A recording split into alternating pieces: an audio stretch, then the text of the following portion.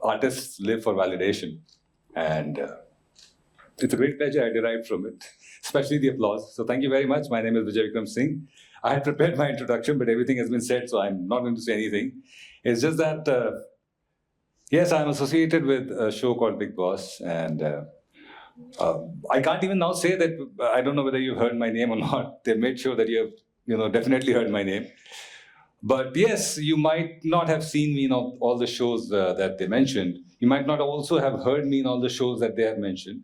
But you wouldn't have definitely missed me in a show which is called Bigg Boss, where a voice tells you, Dobhar 12 baje, Bigg Boss. So yeah, I am that man. And this is my 13th season, 13th association with the show.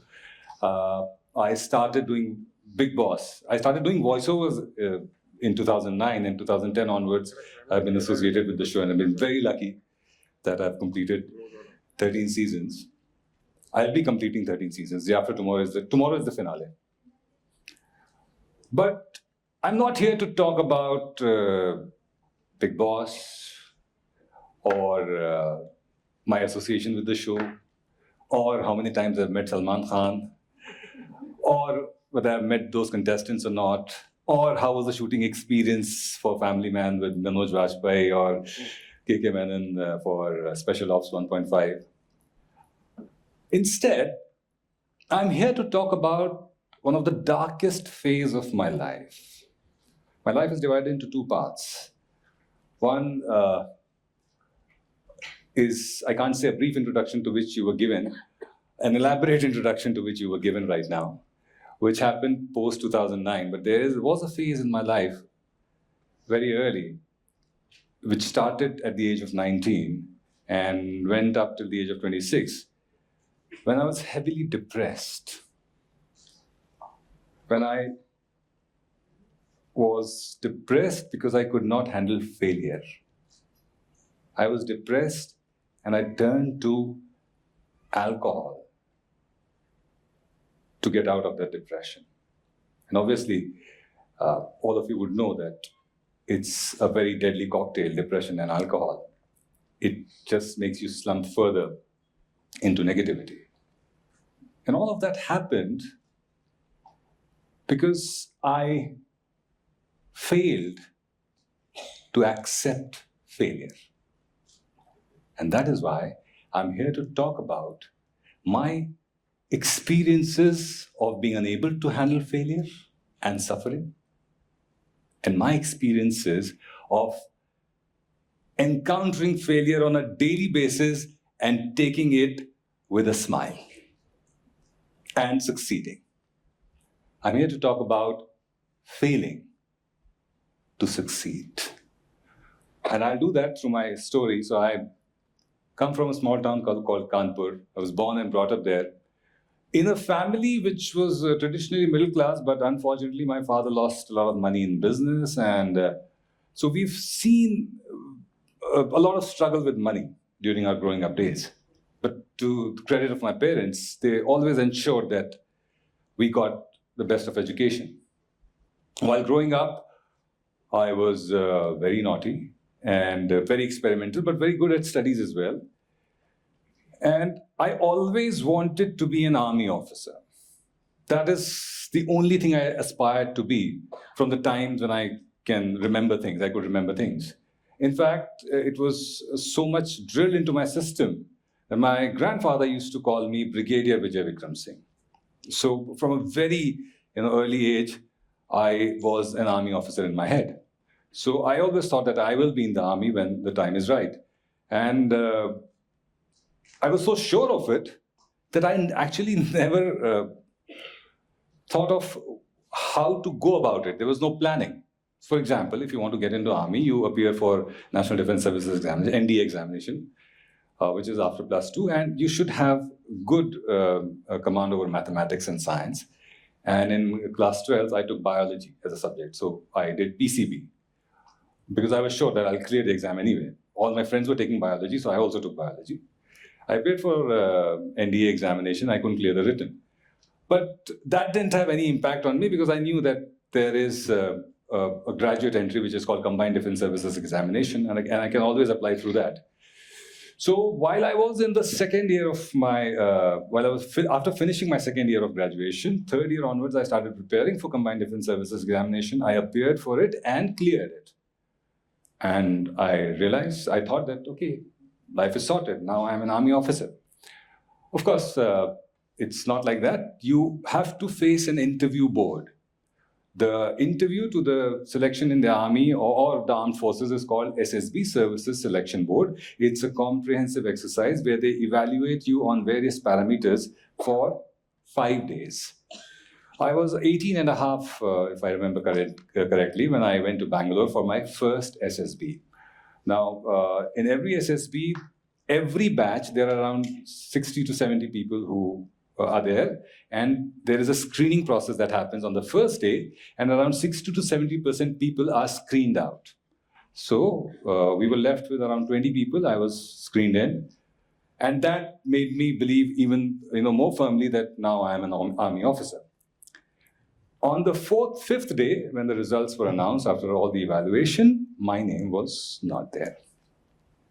That was the first time I encountered real failure.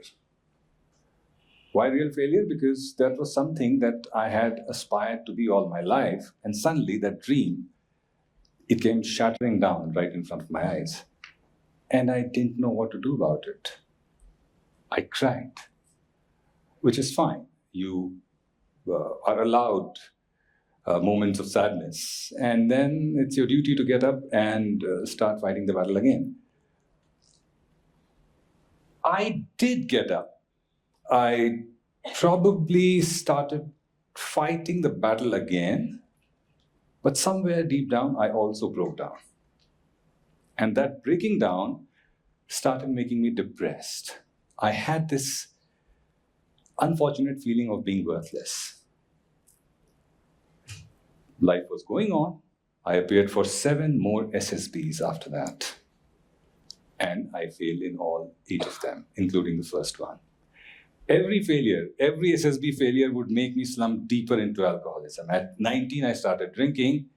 By 22, 23, I was so heavily into alcohol that I would, when I would sit to drink, I would finish a bottle and a half, at least.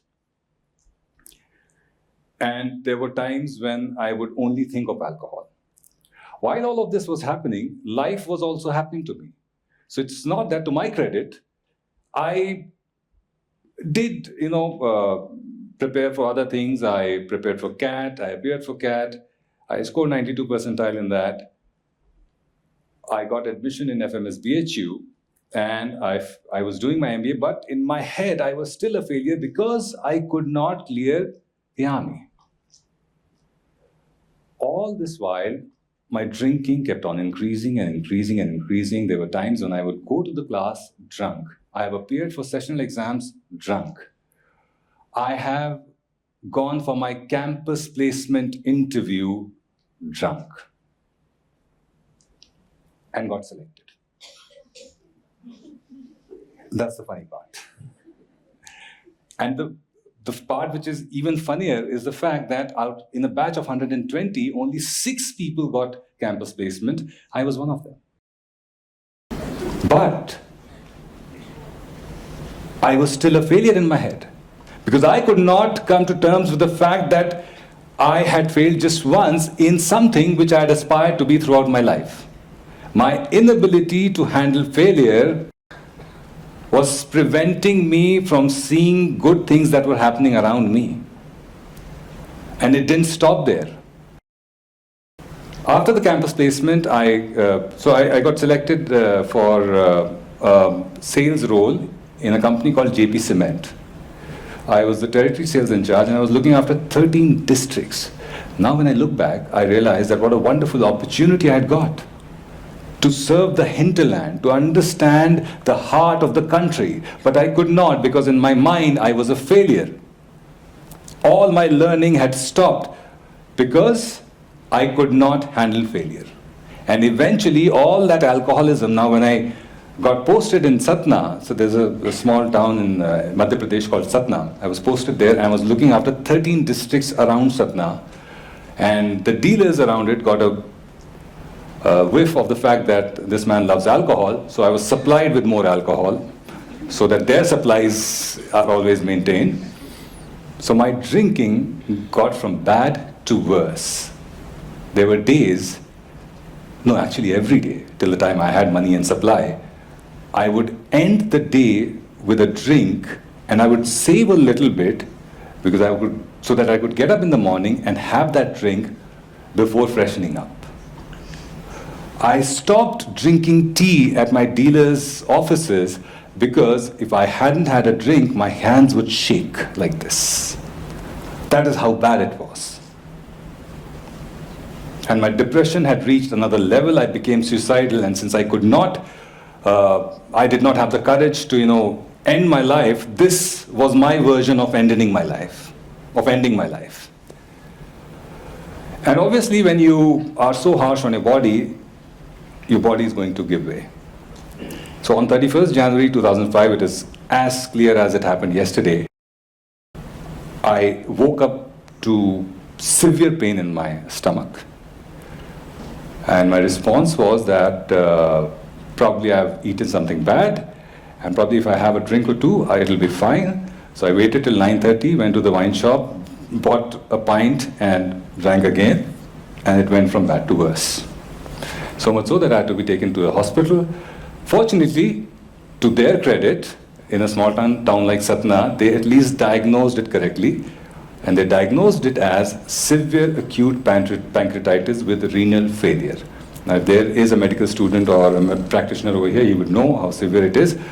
So basically what had happened was that my pancreas had burst because of my alcoholic tendencies, my alcoholism. And the pancreatic juice was in the digestive system, which had led to my kidney and liver getting into a state of shock and completely stopped functioning. Thankfully, they hadn't failed, but they went in a shock and they had stopped functioning. Because they were not functioning, my lungs were also suffering. I had 70% water in my lungs, and my immunity was very bad. And all this while, I had excruciating pain, a pain which I cannot even describe. 3 days there, we wasted 3 days there, and then somebody recommended that I be taken to a place called Sanjay Gandhi Postgraduate Institute, SGPGI in Lucknow, which is one of the best medical facilities in UP. I was taken there, and again I remember correctly, because the worst part of pancreatitis is that mostly you are in your senses. So I was conscious. The doctor examined me and told my mother that इनके kidney काम नहीं कर रही, liver काम नहीं कर रहा, lungs में 70% पानी है, इनके बचने के चांसेस 10 से 15% हैं, आप कहें तो हम इलाज करें या फिर पैसे बर्बाद करने की जरूरत नहीं है. And my mother, the resolute lady that she is, she said, आप अपना काम करिए, हम अपना काम करेंगे. From there on started a struggle which was of a different kind. I was put on dialysis. I went through 4 or 5 dialysis. So the worst part of pancreatitis is that there's no actual cure. They just put you on support, they give you certain medicines, and they hope that the system starts responding. After around 20 odd days, one fine day, my immunity was so bad that I suffered from pneumonia, which was kind of a last straw.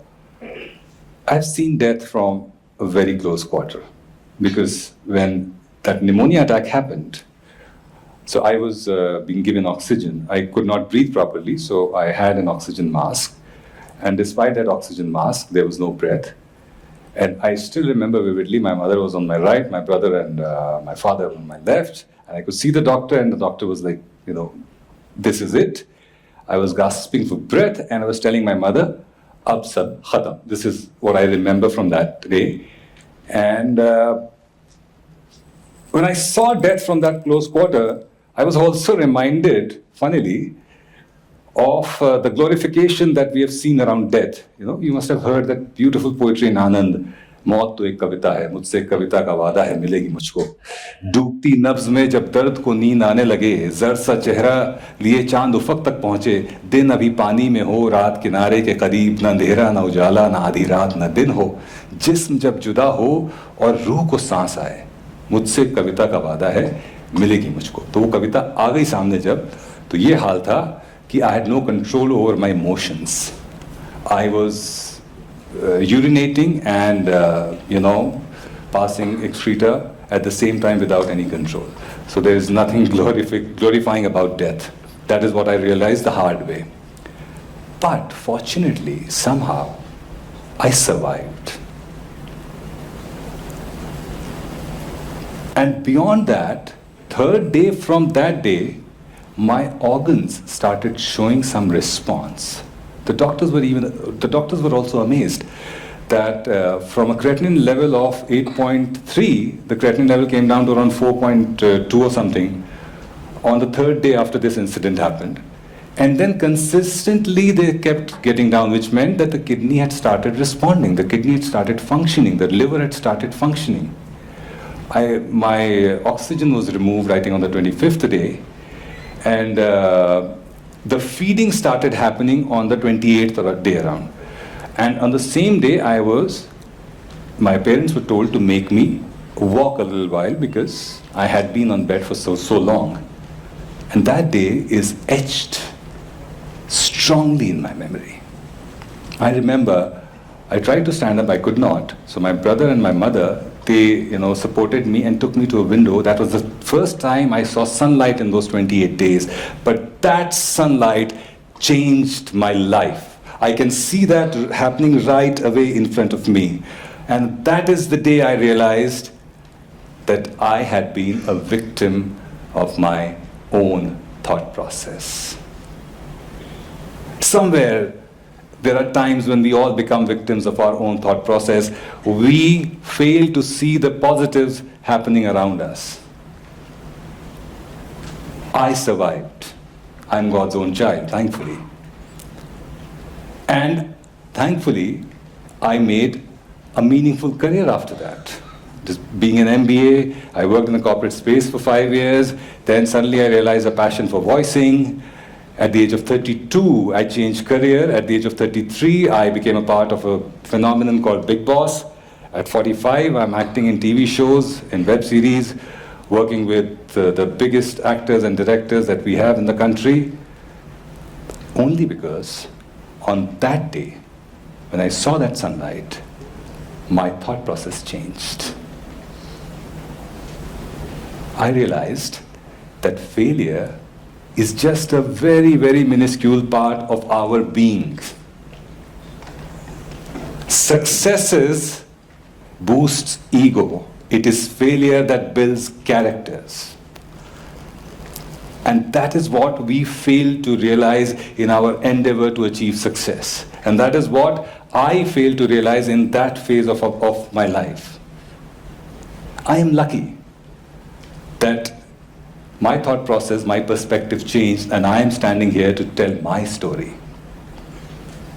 We fail to realize that some things in life are meant not to be. We just have to leave it at that. अगर सब कुछ मिल जाएगा जिंदगी में तो तमन्ना किसकी करोगे? कुछ अधूरी ख्वाहिशें ही तो जीने का मजा देती हैं. And this fear of failure is the biggest impediment in achieving our full potential. Why? Because there are a lot of times when we think of the outcome and we stop ourselves. दुनिया में सबसे बड़ा रोग मेरे बारे में क्या कहेंगे लोग? कि अगर हम फेल हो गए तो हमारे बारे में वो क्या कहेगा? How does it matter? So ladies and gentlemen, I request you to stop celebrating success so much, to embrace failure as your best friend.